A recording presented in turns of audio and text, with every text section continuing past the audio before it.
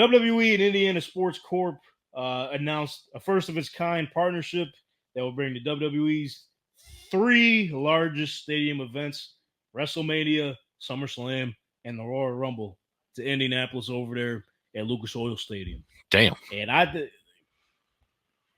perfect hosting city, bro. Obviously, I'm a Colts fan and everything. It's pretty much known. Past couple times I've been there, I fell in love with that city. It's perfectly set up, bro. Well, why do you think the Combine's been there for so many years? Exactly. They just said, you know what? If the shit works and everyone just be around there, shoot. Yeah. They wrapped up the U.S. Olympic swimming trials over there this past weekend at Lucas Oil Stadium. They hosted Super Bowl. You know, they hosted NCAA tournament, the championship game. They just did All-Star Weekend. They just did All-Star Weekend. They hosted the Big Ten championship for football multiple times. So Lucas Oil Stadium is awesome, bro. And it's so funny because when we were just there, when I went with Matt Johnson and crew last season for week 1, we took a stadium tour, and we actually asked the tour guy, we're like, do you think it's possible that a WrestleMania or something could be held here? And I don't know how long this conversation has been going. I don't think it's been – I think it just started heating up recently. But at the time, the tour guy was just like, yeah, I mean, it could easily be done here.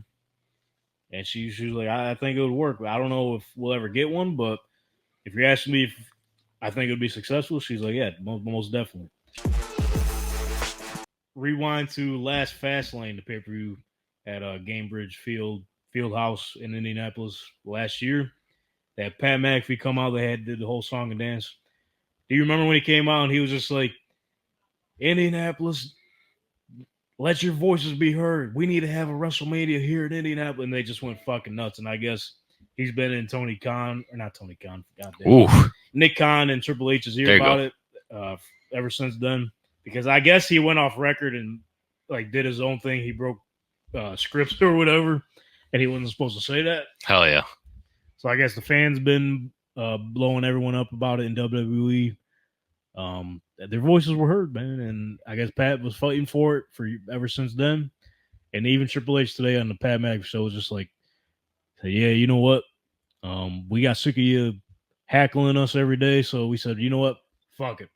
We're giving WrestleMania, Royal Rumble, and SummerSlam. How about that? Damn, all 3. But it's more to it than that in that deal. I think it's a 7-year partnership they agreed on. They're going to obviously do 3 big main events or big premium live events. They'll have their Raw, Smackdowns, not even just in Indianapolis, in the surrounding areas in Indiana. So it's pretty cool to see. There's never been a deal done like this. Well, they're usually first in line to do something like this, right? Just like something no other sports has ever done. Exactly, because I mean, I was even just going to mention because Triple H was talking about it today. It's like if you look at everything in terms of just production base and industry innovators, WWE's been at the forefront of it all. And I know a lot of people still knock them, oh, it's fake and everything, but for those people that say they just truly don't understand the business aspect of it and really what it takes day in and day. All these sports get off season. WWE, yeah, it's scripted, and you're literally watching a live movie, bro. Yeah. It's got everything you need in terms of the athleticism, the drama, the story, the personality, everything. Larger than life superheroes literally in front of your face. Modern day gladiators, if you will. But and it's funny that they ended up partnering with the UFC too, because it's been a perfect partnership so far. But as I'm rambling on here, Triple H mentioned that you look back, cable television, right? Years ago. Yeah. Once WWE started going nationwide and started to get away from the territory wrestling where there was multiple wrestling companies in different territories. There wasn't just one big one. WWE, after WCCW went on live television, they had that early partnership with ESPN. WWE did the same thing, bro. Because back in the day, I guess wrestling was only limited to if you're going out to gyms, that's the only way you could watch it. You can't it was limited to at-home access or whatever. So WWE opened that door, had a big cable television partner. Boom, there you have it. TV deal done. A lot of other sports followed suit as well. Fast forward to streaming, right?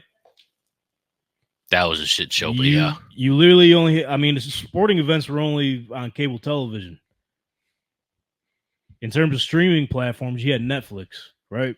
Early on. That was mainly it, yeah. WWE followed suit right up. Created their own streaming platform, the WWE Network. People were calling them crazy for doing something like that. It would never work. Fast forward later. Look what the NFL's doing. Look what the NBA's doing. Getting sued for it. NFL. That's a different story. I know. But you get it. I get WWE recognizes you're like, you know what? We're not a technology company. We can't be keeping up with all this. Let's back out here and partner up with Peacock, who is a streaming platform. You get it. They know what they're doing. Change the industry from that perspective.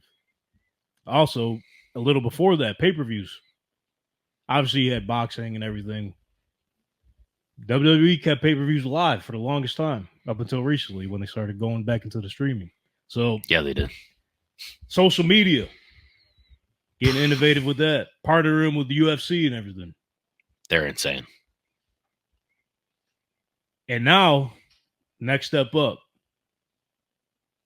live television on Netflix, live program on Netflix,